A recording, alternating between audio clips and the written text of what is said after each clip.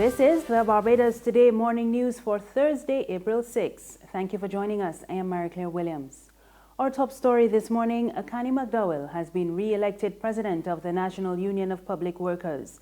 McDowall successfully defended his post in yesterday's election.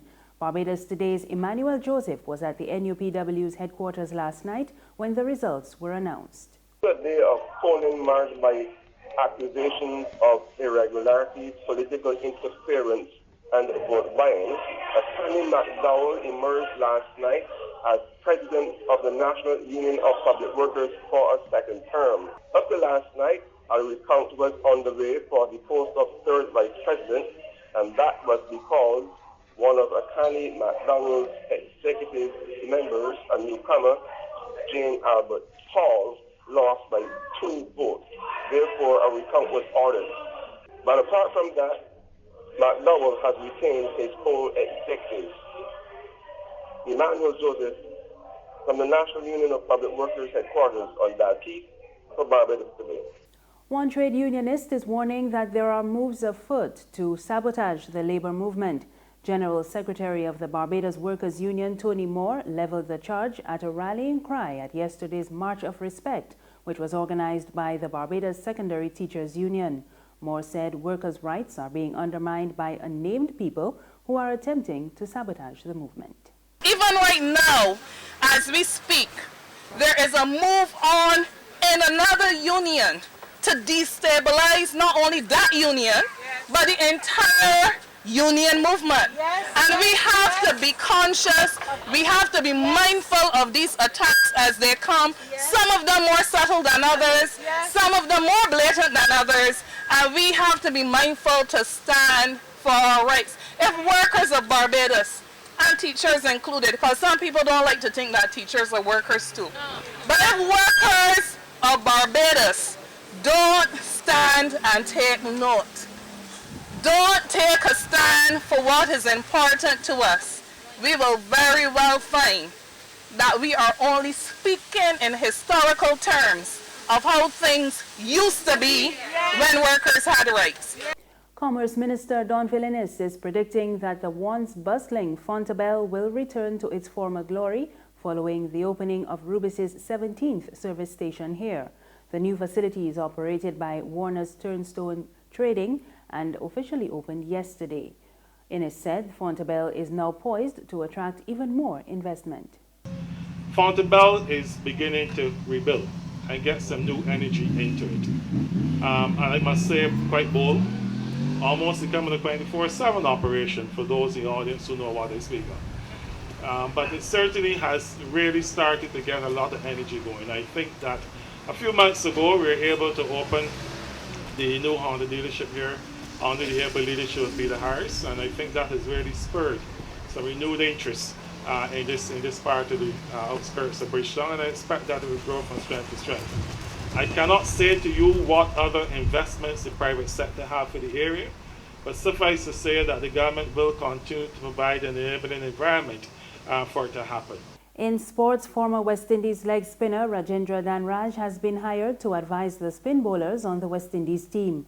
The West Indies Cricket Board said yesterday that Dhanraj will work with the team ahead of the upcoming 3 one-day internationals against Pakistan in Guyana.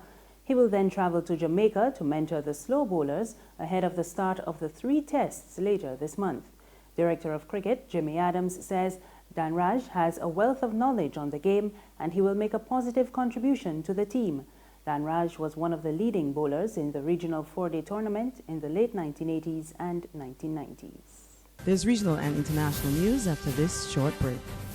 Who call and get your yams and potatoes? Wait, my girl, how you want to see you for long? I can't how you keeping, but you don't sell the nation paper no more. But that paper ain't selling. This month now I stop selling that. Look, one time I would have make a little dollar on the Sunday sun.